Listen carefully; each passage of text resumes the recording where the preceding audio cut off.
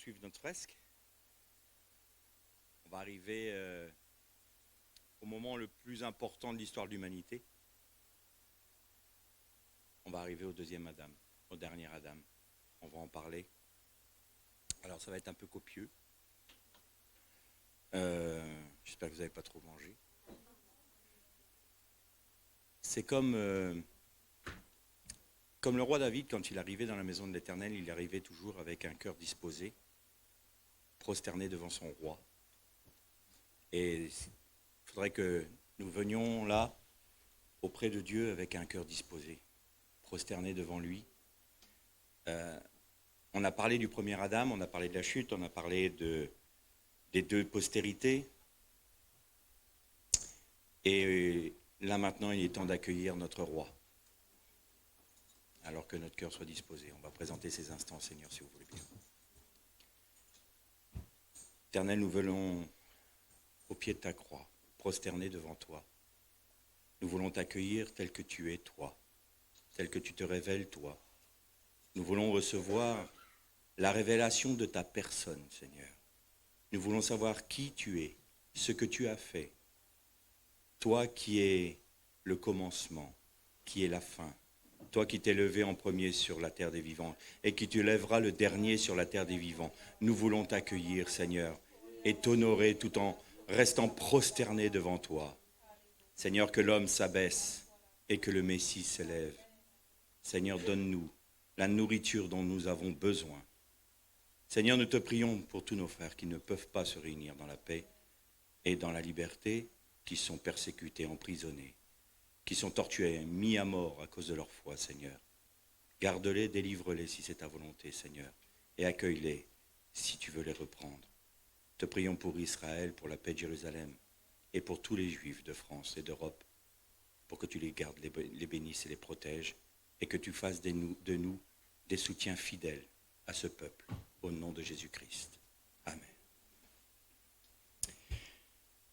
Donc on était arrivé au moment où Abraham est sorti de la lumière de tous les démons, donc de Babel, de Babylone. Et l'Éternel lui dit, Lech lecha, va vers toi-même, va vers le lieu que je te montrerai pour toi. Abraham n'a pas tout de suite été appelé Abraham. Il a eu une promesse. Promesse que son nom serait grand. Promesse que sa postérité contiendrait des rois. Qu'il aurait une terre. On en a parlé hier. Que les nations seraient bénies à travers lui et sa postérité. Et que ceux qui béniraient sa postérité seraient bénis. Et que ceux qui maudiraient sa postérité seraient maudits. Vous avez remarqué que sa femme, Sarai, était stérile. Et on va retrouver dans l'histoire de cette généalogie qui est de Cheth, qui est la compensation d'Ével, on va retrouver cette notion du deuxième fils. Vous avez remarqué que Ésaü était le premier-né. Il a méprisé. Et c'était même avant sa naissance. Dieu a dit, j'ai rejeté Ésaü. Il a rejeté Ésaü. Mais Dieu est fidèle. Parce que quand Joseph a été en Égypte, il a eu 2 fils en Égypte, qui n'étaient pas des fils d'Israël, ils étaient des fils de Joseph. Il y avait Ménaché, il y avait Éphraïm. Ménaché veut dire celui qui me fait oublier. C'est-à-dire que c'est celui qui va me faire oublier les douleurs que j'ai vécues. Le Machiar ben Yosef, Joseph a été vendu par ses frères, il a été mis dans une fosse par ses frères. Je vous dis, il ne faut pas me lancer sur le Machiar ben Yosef. Et ces 2 fils arrivent, Ménaché était le premier-né. Et ils arrivent devant Jacob, devant Israël. Et là, Israël croise les bras et apporte la bénédiction à Éphraïm plutôt qu'à Ménaché. Et Yosef lui dit, mais c'est pas juste ce que tu fais, père. Et Jacob qui lui répond, laisse faire ce qui est juste. C'est très étonnant ça. Pourquoi ? Parce que tout comme Jacob a reçu l'héritage qui revenait normalement à Ésaü, mais qu'il a perdu du fait de son mépris pour son droit d'aînesse, eh bien, en Israël a été rétabli un droit que Ésaü n'avait pas eu. Donc, Éphraïm veut dire doublement fécond. Et Éphraïm représente les nations qui sont rassemblées, qui sont rattachées à Israël en Jésus-Christ. Et donc, pourquoi ils ont eu, entre guillemets, le droit d'aînesse ? Parce que c'est les nations qui ont reçu le Messie avant Israël. Et qu'il fallait que ce soit juste. Ménaché représente, allez, on va paraphraser, les Juifs messianiques. C'est grâce à eux qui font oublier aux nations qu'ils ont dédaigné leur droit d'aînesse, à Ésaü, Ésav, Édom. Et donc, par ce biais-là, par Éphraïm, qui a été adopté par Israël, adopté. Et si vous regardez la carte d'Israël du temps de Josué, de la conquête, vous verrez qu'Éphraïm est au cœur même d'Israël. C'est-à-dire qu'Israël a accueilli cette tribu au milieu de lui, dans son cœur. Et nous, les nations, nous sommes rattachés et nous sommes dans le cœur d'Israël. Et là, la prophétie qui a été faite par Noé se réalise. Et Japheth vivra sous les tentes de Shem. Donc vous voyez qu'en Abraham, il y a cette postérité-là. Il y a encore cette histoire du deuxième fils qui reçoit la bénédiction. Il y a un équilibre qui est rétabli par Dieu, mais Sarai, elle est stérile. Et elle est stérile jusqu'au moment où Avram et Sarai accepteront d'être nommés par Dieu. C'est-à-dire qu'ils vont accepter d'être sous l'autorité de Dieu. Des parents nomment leurs enfants. Ils ont une autorité, bien sûr, parentale, mais spirituelle sur leur enfant. C'est pour ça que quand vous dites des paroles de malédiction à vos enfants, vous avez une autorité spirituelle sur eux. Il faut être très prudent dans ce qu'on fait. À partir du moment où nous avons une autorité spirituelle, nous avons une responsabilité devant Dieu. Vouloir s'émanciper de cette autorité spirituelle veut dire que nous prenons également la responsabilité de notre émancipation.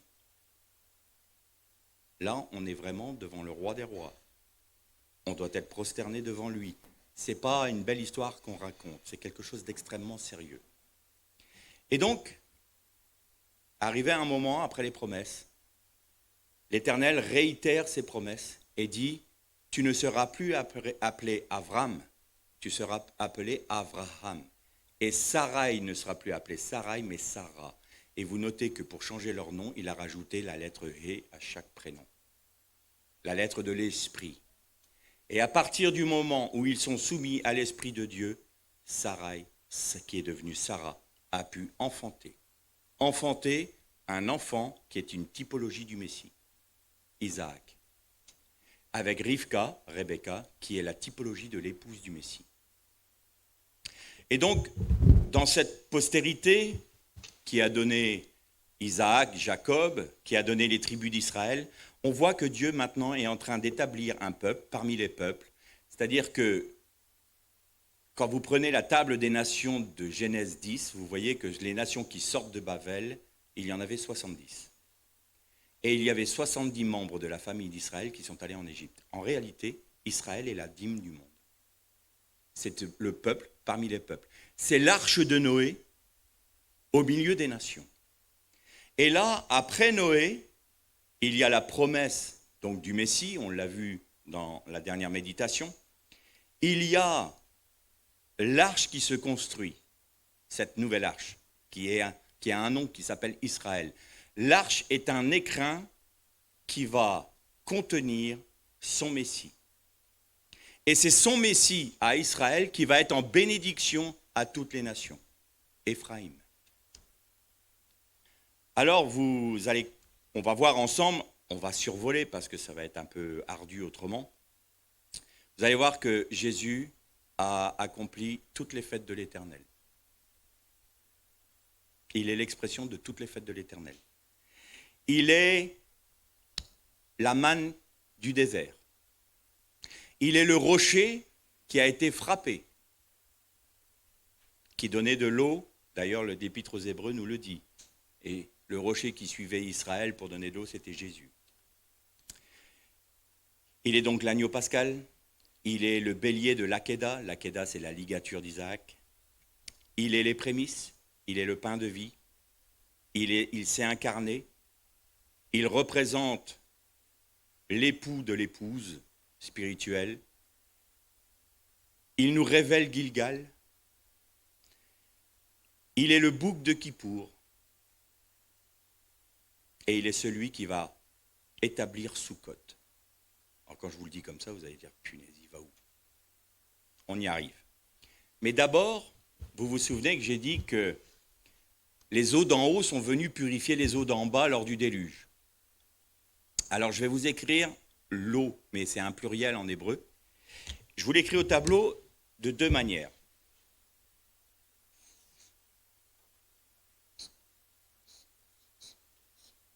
Là, vous avez Maïm.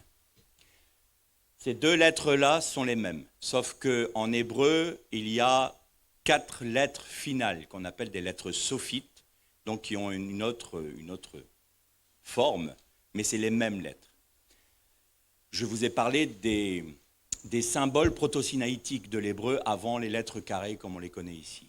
Eh bien, le même, c'était ça. C'est de l'eau. Le yud ici, c'est une main. D'accord? Et à un moment, Jésus dit à ses disciples, que dit-on que je suis? Les disciples disent, on en a parlé, hein. Il y en a qui disent que tu es l'Élie qui devait venir, un prophète. Mais vous, qu'est-ce que vous dites? Et Pierre dit, tu es le Messie, le Fils du Dieu vivant. Alors, est-ce que vous imaginez un juif à qui on dit, tu es le Fils du Dieu vivant, et qu'il le dit lui-même, qu'il le confesse. Adonai Eloheinu, Adonai Echad, tu es un. Mais là, il dit clairement, tu es le Fils du Dieu vivant. C'est la révélation des révélations. Et en clair, Jésus lui dit, tu es Céphas, et tu seras nommé Pierre. Pierre, en hébreu, c'est très intéressant. C'est Even. Je peux le faire ici.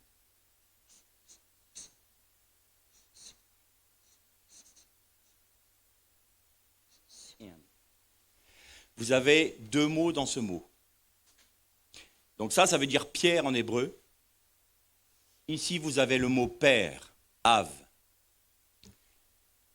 Ici, vous avez le mot fils, Ben. Donc, la pierre dont parle Jésus, c'est la révélation que Céphas a reçue, la révélation du Père par le Fils. Et Jésus lui dit, tu es heureux Pierre parce que ce n'est pas la chair et le sang qui t'ont révélé ces choses, mais c'est le Père qui est dans les cieux. Et sur cette pierre, je bâtirai ma beit atephilati. Et ça fait une référence à Ésaïe 56, qui dit, et je bâtirai ma maison de prière pour toutes les nations. Le symbole qui est au milieu ici, le bête, c'est une maison. Et certains catholiques m'ont dit, oui, mais là, c'est bien parce que je démonte un peu le pape. Évidemment. On me dit, oui, mais t'oublies de dire la suite du verset. C'est à toi que je donnerai les clés du Gan Eden, du paradis. Mais non, ce n'est pas à Pierre la personne, c'est à Pierre la révélation. C'est sur cette révélation qui va vous révéler, qui va vous montrer où est le Gan Eden. Parce que si le pape est vraiment le Pierre dont il est parlé, on va bientôt pouvoir aller dans les mosquées prier. Vu l'état aujourd'hui. Donc, excusez-moi du peu, mais je reste fondé sur le Christ et pas sur le pape. Donc vous voyez que cette révélation est très importante. Tu es heureux, Pierre, de ce que ce ne soit pas la chair et le sang qui t'ont révélé ces choses. Et alors, il est en train de réaliser que c'est le Messie d'Israël qui est venu révéler les choses cachées de la dimension de Dieu. On a parlé des eaux d'en haut qui étaient séparées des eaux d'en bas avec la rakia. Mais les eaux d'en bas sont fermées. En haut, pardon. Donc on va réécrire Maïm d'une autre manière.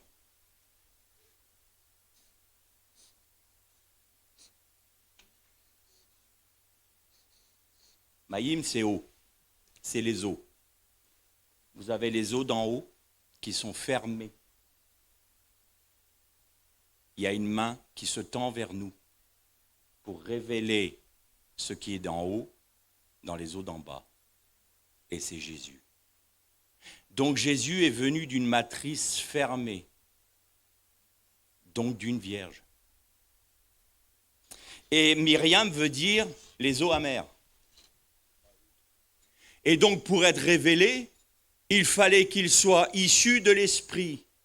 L'Adam, le premier Adam, a été formé, a été façonné par Dieu, et ensuite un esprit lui a été donné.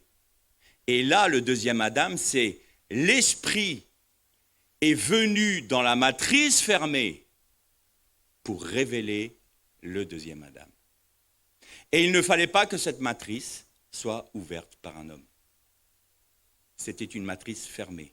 Et Jésus, en passant par la matrice fermée, a déchiré le voile qui nous séparait des eaux d'en haut.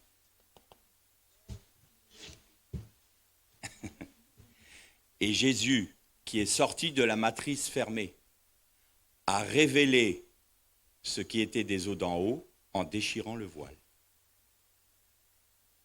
Parce qu'une femme vierge a un voile. Donc vous voyez que c'était pas pour faire joli, pour faire une belle petite histoire, il naît d'une vierge, c'est miraculeux. Il y a une profondeur spirituelle dans tout ça. Et il faut aller la chercher. Alors là, on voit pourquoi Jésus est né d'une vierge. Et on retrouve toujours cette dimension dans la géographie d'Israël. On en a parlé, hein. Le mont Hermon, la mer de Galilée, le Jourdain. Mais vous allez voir qu'avec Gilgal, on va répondre à la question de Sarah hier. Mais il est l'agneau pascal. L'agneau pascal nous sauve de quoi? De notre Égypte. Il nous sort du monde. Il ne nous purifie pas de nos péchés. Et pourtant, la Bible dit que Jean le Baptiste, quand il a baptisé les gens, il disait « Voici l'agneau de Dieu qui ôte le péché du monde. » Pourquoi? Parce que dans le monde juif, quand je demandais à mon bien-aimé frère et ami Yosef, qui est un juif messianique, qui est un érudit de la Torah. Alors lui, quand j'ai des problèmes, je vais le voir. Et il me dit, mais tu sais que Pessah et Kippour, donc c'est la fête de l'expiation, Kippour, hein, eh bien, ont la même degré de sainteté, les deux fêtes. Ce qui fait que le bouc de Kippour a la même valeur que l'agneau pascal. Donc l'agneau pascal, devenant le bouc, fait Pâques et Kippour. Donc l'agneau de Dieu purifie de nos péchés. Parce qu'il est en même temps le bouc. Et d'ailleurs l'agneau pouvait être un chevreau qui est le petit du bouc. Quand je disais hier que l'Église avait perdu énormément en se détachant de ses racines juives, on lit dans les évangiles que les bergers étaient sur les collines en train de faire paître leurs troupeaux et qu'une étoile est arrivée, qu'un ange est arrivé aussi pour leur dire « Voilà le signe auquel vous reconnaîtrez que le Messie est arrivé en Israël. Vous verrez un enfant emmailloté dans une mangeoire. » C'est le signe. Excusez-moi du peu, si je vois un enfant emmailloté dans une mangeoire, je ne vais pas tout de suite penser que c'est le Messie qui vient. Et puis, il y a plusieurs choses qui ne collent pas là. Parce qu'ils étaient dans les contrées de Bethléem. Bethléem, qui veut dire littéralement la maison du pain. Donc Jésus est le pain de vie, il est la manne, il s'est incarné. L'incarnation, c'est représenté par le pain. Il est né dans la maison du pain. Et il est d'ailleurs le pain de Azim, j'ai envie de dire, donc le pain sans levain. Parce que le pain sans levain, c'est qui est sans péché. Mais si vous regardez une matzah, c'est le pain Azim, vous verrez qu'elle est perforée, justement pour pas que du gaz. Ça représente les blessures de Jésus. Ça, les Juifs ne le savent pas encore. Pas tous, du moins. Et la Mishnah, on en a parlé hier, nous dit interdiction d'élever des troupeaux hors du désert de Judée, hors du désert du Negev et dans la partie syrienne du pays. Mais Bethléem, il est complètement dans le pays d'Israël. Pire encore, il est dans la partie occidentale du mont des Oliviers. Donc, il ne devait pas y avoir de berger là. D'où question, pourquoi il y avait des bergers à cet endroit-là? Dieu a fait en sorte que, puisque nous, on ne connaît plus le monde juif, on ne sait pas ce que c'est. Et alors, vous allez voir qu'il y a un petit passage dans la Bible qui nous dit « Et Jacob enterra Rachel, est parti au-delà de Migdal-Éder. » Migdal-Éder, c'est la tour des troupeaux, qui est au nord de Bethléem. Bon, maintenant, elle est complètement dedans, mais dans la ville actuelle. Mais à l'époque, juste au nord de Bethléem, il y avait Migdal-Éder, la tour des troupeaux. Mais il ne pouvait pas y avoir de troupeaux, puisque la Mishnah l'interdit. Alors c'est quoi ces Migdal-Éder? Donc on va chercher. Parce que la Mishnah nous dit quelque chose, on va chercher dans la culture juive ce qu'il y avait. Et on apprend que Migdal-Éder était l'endroit où des Lévites élevaient des troupeaux pour les sacrifices du temple. Et quand un agneau naissait sans défaut, il était emmailloté pour pas qu'il se blesse. Et on le mettait dans une mangeoire en pierre pour pas qu'il tombe. Voici le signe auquel vous reconnaîtrez que le Messie, le roi d'Israël, le Mashiach ben Yosef, le Messie souffrant qui doit donner sa vie pour vous, est prêt pour le sacrifice du temple. Voilà ce qu'on perd quand on s'éloigne de nos racines hébraïques. Donc Jésus, quand il est né, il était prêt. Il était préparé pour être sacrifié.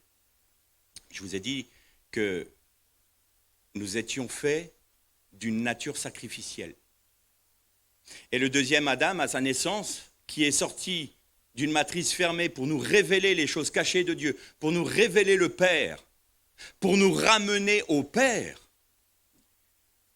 il est lui-même celui qui va se livrer à l'endroit d'où il a été tiré pour répondre aux besoins de la justice de Dieu en donnant sa vie pour nous.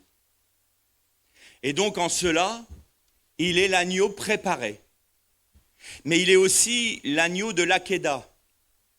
L'Akéda, vous avez vu que c'est la ligature d'Isaac, et vous notez une chose très intéressante.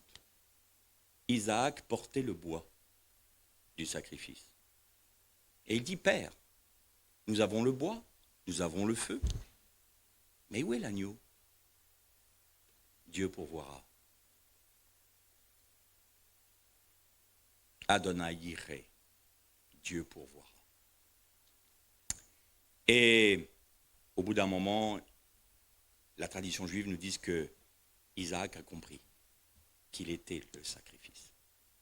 Et il a dit au Père, attache-moi, parce que je ne voudrais pas me débattre lorsque tu me trancheras. Je me livre moi-même, parce que Dieu l'a demandé. Et là, il est totalement, typologiquement, le Messie qui dit, Père, je me livre moi-même pour que ma créature soit pardonnée. Et Jésus est pleinement ça.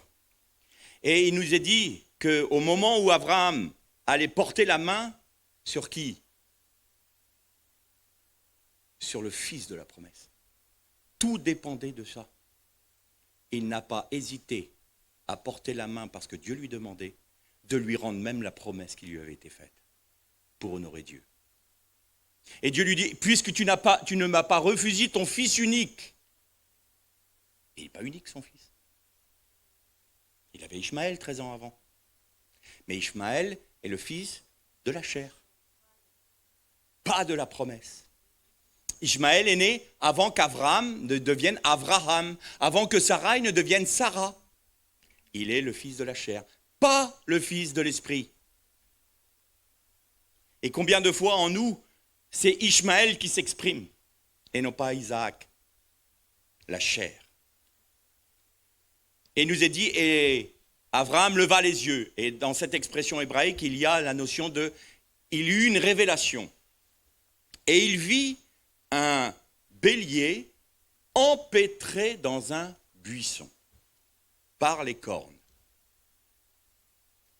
Le bélier, c'est le bouc ou le chevreau, c'est toujours Voilà, exactement. Et d'où le chauffard. C'est à partir de là. Et donc, le bélier est empêtré. C'est-à-dire que les forces de l'animal qui sont dans ses cornes, sont limitées, empêtrées dans des buissons. Mais la traduction est un peu faussée. Parce qu'en fait, c'est exactement les mêmes termes que « et la terre produira des ronces et des épines ». C'est le fruit de la malédiction. Donc, les cornes du bélier sont empêtrées dans la malédiction de la terre. Quand Jésus a été crucifié, il a abandonné sa position d'autorité, de gloire et de puissance. Il a dit, j'ai juste une prière à faire. Et 12 légions d'anges viennent. Mais vous serez tous perdus. Alors je me laisse empêtrer dans votre malédiction pour répondre aux besoins de votre rédemption. Et qu'est-ce qu'il portait sur sa tête? Une couronne d'épines, de ronces. Il portait sur sa tête, qui représente le bélier qui est empêtré par ses cornes. Il portait sur lui nos malédictions.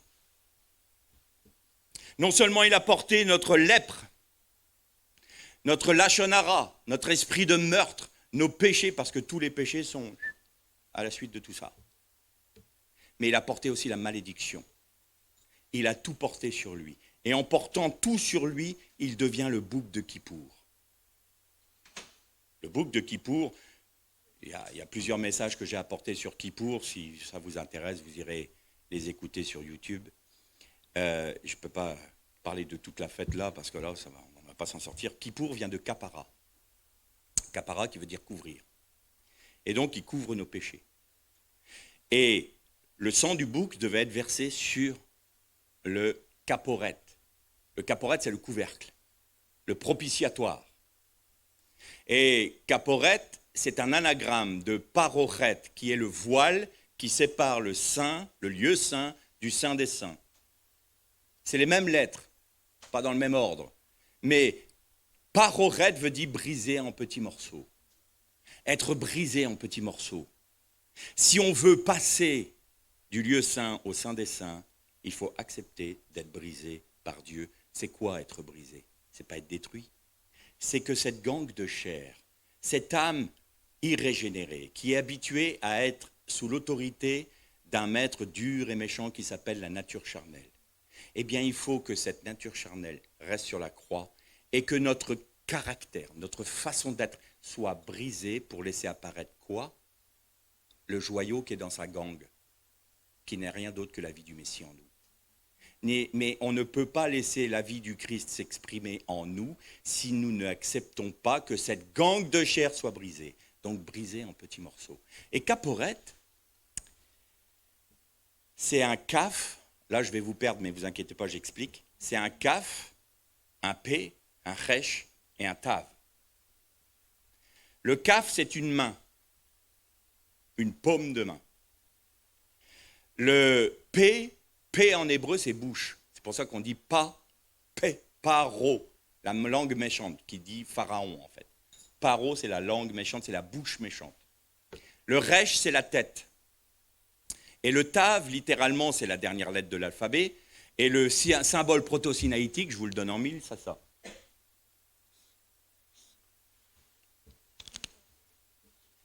Mais tav en hébreu veut dire marque, sceau.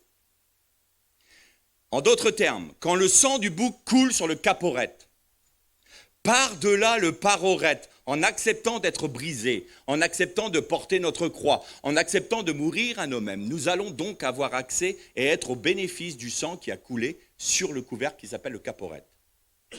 Et il couvre quoi? Ce que ta main a fait, ce que ta bouche a dit, ce que ta tête a pensé. Tout ce que ta main a fait contre Dieu, tout ce que ta bouche a dit contre Dieu, tout ce que ta tête a pensé contre Dieu, est couvert par le sang de l'agneau. Tu es scellé du sceau de Dieu. Je disais que quand Jésus est né, il a déchiré un voile.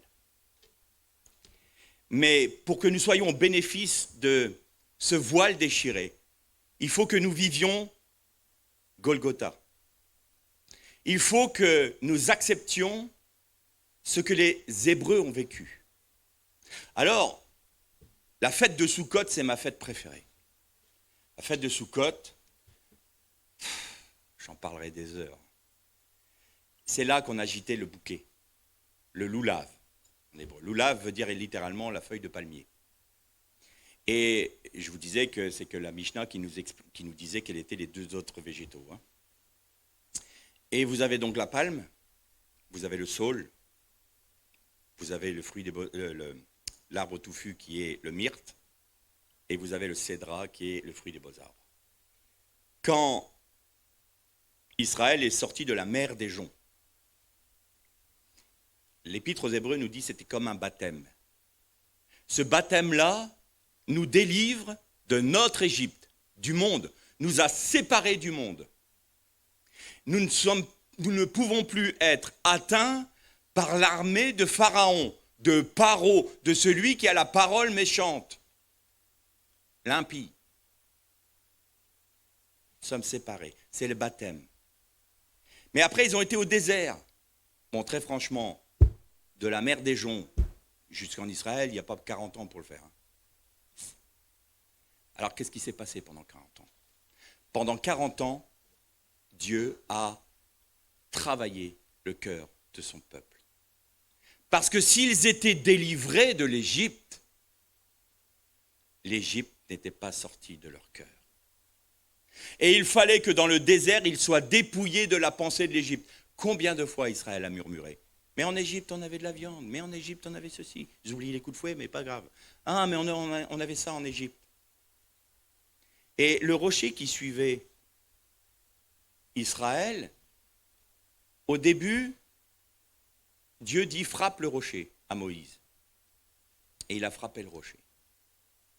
Pourquoi frapper le rocher? Et arrivé à la frontière de Canaan, il lui dit « parle au rocher ». Et c'est pour ça que Moïse n'a pas pu rentrer dans le pays de la promesse, parce qu'au lieu de parler, il a frappé le rocher. Il ne lui était pas permis. Et frapper le rocher, je discutais avec notre sœur Catherine, il y a quelque chose de très intéressant, parce que quand on était battu de verge, on était battu de 40 coups moins 1. 39 coups. Combien de livres dans le Tanakh, dans les Écritures? 39 livres. Jésus a subi un coup pour chaque livre des Écritures. Et c'est ça, frapper le rocher. Et qu'est-ce qui a frappé le rocher? Moïse. Moïse, c'est quoi? C'est la Torah. La Torah, avec la rigueur de Dieu dont on a parlé. Et pour que la chesed, la miséricorde de Dieu s'exprime pour nous, il fallait que quelqu'un soit frappé. Il fallait que l'homme lépreux soit frappé. Il fallait que le Messie soit frappé. Et ce qui le frappait, c'était la rigueur de la Torah. Moïse. Et donc pendant le désert, Dieu s'est révélé à son peuple comme étant suffisant pour lui. Et il y a ceux qui n'ont pas accepté. Ils sont arrivés près du Jourdain et ils ont dénigré le pays. Ils ont dénigré le pays. En clair, ils ont dénigré Christ. Parce que le pays de la promesse est personnifié par Christ. Quand on n'accepte pas la grâce de Dieu, qui n'est pas du tout d'être gracié, la grâce de Dieu, c'est de dire, avec l'Éternel, par le sacrifice de Jésus, je puis tout être vainqueur sur mes pensées, être vainqueur sur mes faiblesses, être vainqueur et avoir la capacité de respecter et d'accomplir, d'obéir à la parole de Dieu. À partir du moment où vous dites « je ne peux pas », vous dénigrez le sacrifice de Jésus. Je ne suis pas capable, je ne suis pas digne. Vous dénigrez le sacrifice de Jésus. Vous dédaignez le pays. Moralité, qu'est-ce que dit l'Éternel? Vous retournez dans le désert, vous reprenez 40 ans dans la vue. Jusqu'à ce que tous ceux qui ont dénigré le pays meurent. Jusqu'à ce que votre incrédulité meure dans le désert, vous resterez dans le désert. Parce que quand vous doutez, c'est Amalek qui vous frappe. Alors vous ne pouvez pas traverser le Jourdain avec un esprit de doute. Vous ne pouvez pas traverser le Jourdain en dénigrant le pays. Vous ne pouvez pas remporter la victoire en dénigrant la nature du sacrifice de Jésus. Soit il est pleinement suffisant pour vous, soit vous considérez que non. Alors à ce moment-là, vous retournez dans le désert et vous tournerez en rond. Et là, le désert nous parle de la palme. Ensuite, on arrive au bord du Jourdain. Au bord du Jourdain, au bord du Jourdain, il y a les saules qui poussent. C'est le deuxième végétal du bouquet de Sukkot, du loulav. Et vous avez noté une chose, c'est là que le peuple a été circoncis. Il n'était pas circoncis avant. Et avant de rentrer dans le Jourdain, de traverser le Jourdain, eh bien, le peuple a été circoncis. Qu'est-ce que ça nous parle de quoi, ça? Ça veut dire que, ce que je disais de Watchman Nee, l'œuvre que ici, l'œuvre que nous vivons, ce que nous vivons dans notre vie, c'est de réaliser dans notre vie ce qui est déjà en Christ. Donc c'est de devenir ce que nous sommes déjà en Christ. Et là, nous comprenons un secret spirituel et nous disons, ok, par la grâce de Jésus-Christ, j'ai la capacité de ne plus pécher. Par sa grâce, j'ai la capacité de vaincre toutes mes faiblesses, toutes mes mauvaises pensées, parce que c'est lui qui est ma force. C'est pas je vais réussir à faire quelque chose. Non, c'est Christ en nous. Mais pour que Christ s'exprime, il faut encore qu'on soit brisé. Il faut qu'on soit mort à nous-mêmes. Il faut qu'on le laisse s'exprimer. Si on ne le laisse pas s'exprimer, vous inquiétez pas, les faiblesses, vous les aurez toujours. Et là, à ce moment-là, on est circoncis de cœur. La Torah est en nous. La Torah, c'est l'Esprit Saint. L'Esprit Saint qui permet de prendre ce qui est de Christ en nous pour nous le révéler et nous faire vivre en fonction de cette vie intérieure. Moralité, que dit Jésus à ses disciples? Mais viendra, il est préférable pour vous que je remonte auprès du Père parce qu'il vous enverra le Consolateur. Il prendra tout ce qui est de moi pour vous le révéler. C'est-à-dire qu'il va rentrer la Torah du Messie dans votre esprit et il va vous le révéler au fur et à mesure que vous serez brisé, c'est-à-dire que ça va s'épanouir. En d'autres termes, c'est s'unir à notre époux, qui déchire notre voile, puisque nous sommes l'épouse. Et le Messie est lui-même la circoncision d'Israël. Ce que je disais l'autre jour, la circoncision, c'est l'organe reproducteur masculin qui est détaché de sa chair, qui déchire le voile de chair de l'épouse pour mettre la semence qui portera du fruit qui s'appelle un enfant. En d'autres termes, le Messie qui s'est lui-même donné, qui est la circoncision de son peuple, nous propose d'accepter de se laisser connaître par lui pour que le voile qui est sur nos yeux, sur la vérité, les eaux d'en haut, nous soit révélé, qu'il place en nous sa semence qui n'est rien d'autre que sa vie et qu'elle puisse croître en nous. Ça, c'est être connu par Dieu. C'est être connu par notre esprit.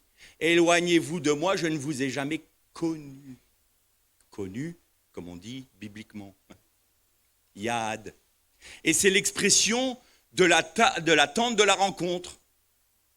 La tente de la rencontre, ça s'appelle Moed. Moed vient d'une racine hébraïque qui est Yad. Yad, c'est l'homme et la femme qui s'unissent.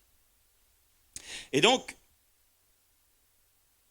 ce voile qui se déchire dans notre union avec notre céleste époux, c'est révélé à la mort de Jésus. Le voile du temple s'est déchiré. Mais il y avait quelque chose de brodé sur ce voile. Il y avait 2 chérubins qui se faisaient face. Et le voile, en se déchirant, écarte les chérubins. On revient à la première méditation. Qu'est-ce qui nous empêchait d'accéder à l'arbre de la vie? Des chérubins. Ça veut dire que Jésus, en ayant réparé la brisure du monde faite par le premier Adam, en faisant l'expiation, eh bien, il nous rouvre l'accès à l'arbre de la vie, qui n'est rien d'autre que lui-même, qui nous révèle le Père. Nous avons donc un accès au cœur du Père. Nous revenons dans l'état initial d'un Adam qui n'est plus pécheur. Et nous avons un accès auprès du Père parce que le deuxième Adam a tout réglé. Malédiction, c'est à la sueur de ton front que tu auras ton pain. Jésus a sué des grumeaux de sang dans le jardin d'Éden. Lapsus révélateur. Dans le jardin de Gethsémani. Le péché a eu lieu dans un jardin. La réparation de ce péché a été faite dans un jardin. Ma conviction personnelle, pas obligé de me suivre là, ma conviction personnelle, c'est que Israël est l'Éden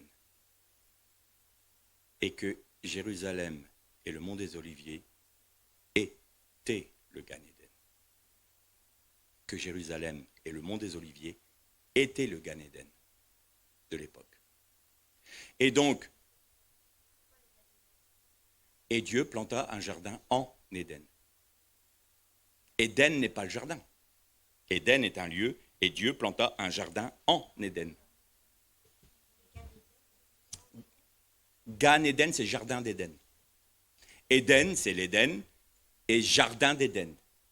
Donc Israël, pour moi, puisque c'est le plus beau des pays, c'est l'Éden. Et le jardin d'Éden, c'est le mont des Oliviers avec Jérusalem, parce que c'est là qu'il y avait le temple, et c'est là, dans ce jardin-là, des oliviers, donc de l'onction, de l'huile d'onction sainte, qu'il y a la réparation du péché initial par le premier Adam. Donc ça a été le dernier Adam a sué sa vie pour réparer le péché du premier Adam qui avait maudit la terre et son travail par son péché. Tout a été pleinement restauré en Jésus-Christ. Donc nous arrivons au Jourdain. Pour traverser le Jourdain, les Lévites portaient l'arche d'alliance. Là aussi, l'arche d'alliance. L'arche d'alliance, c'est Jésus. Dans l'arche, il y avait la manne cachée. Il y avait le bâton de la sacrificature de Aaron. Et il y avait les tables de la Torah. Toute l'expression du Christ. Et Aaron veut dire cercueil. Armoire ou cercueil.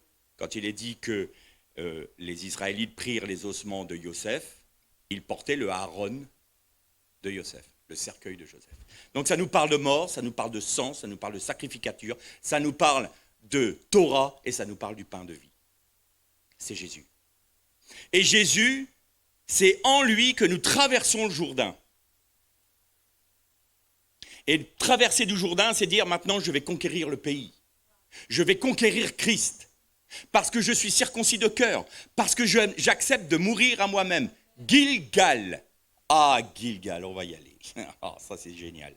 Alors Gilgal, le Seigneur demande à Josué de mettre 12 pierres dans le lit du Jourdain. Et ils sortirent 12 pierres du lit du Jourdain pour faire un autel sur la berge. Ça veut dire quoi? Ça veut dire que quand tu traverses le Jourdain, ta vie, tu l'as laissée au fond du Jourdain. Tu laisses les eaux d'en haut te purifier. Le Jourdain qui mène des eaux d'en haut jusqu'à la mer morte. Donc tu restes baptisé dedans. Tu es baptisé dans ces eaux du déluge. Tu laisses le jugement de Dieu passer sur toi, sur ta chair, sur ce qui doit rester à la croix. Et c'est Gilgal. Gilgal veut dire littéralement une roue ou un cercle. Et quand vous voyez dans Ézéchiel les roues remplies d'yeux, c'est des Galgal. C'est exactement les mêmes lettres. Alors je vais vous écrire Gilgal.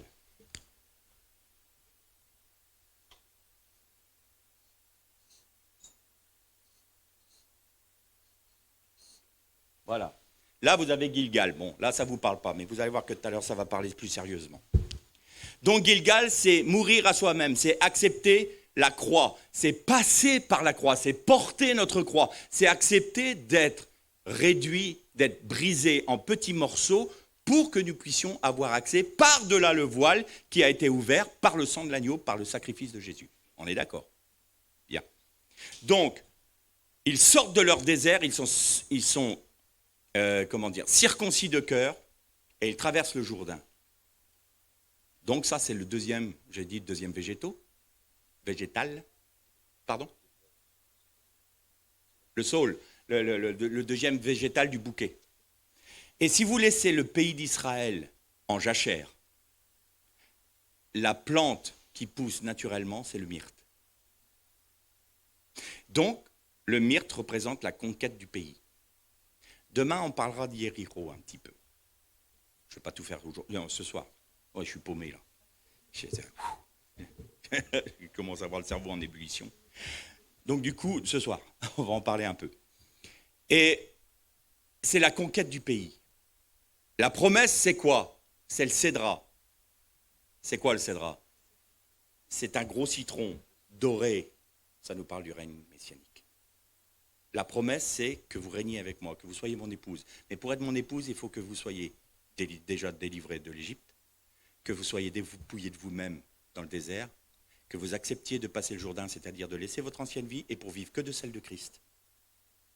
Et à ce moment-là, vous allez conquérir Christ, vous allez apprendre de lui, vous allez apprendre à le connaître, tout en se laissant connaître par lui. Il va y avoir une relation d'amour entre Christ et vous. Vous n'allez pas chercher une bénédiction, vous n'allez pas chercher une grâce, vous allez chercher une personne. Vous allez vous attacher pas à un serviteur, pas à une église, pas à ceci ou cela, vous vous attachez à Christ qui est votre époux. Alors vous le conquérez. À ce moment-là, vous êtes l'épouse du Christ. Maintenant, Jésus a été baptisé à Gilgal. C'est prouvé ce que Jean-Baptiste baptisé à Gilgal. Étonnamment. Pourquoi? Où a été crucifié Jésus? Je vous ai écrit Golgotha.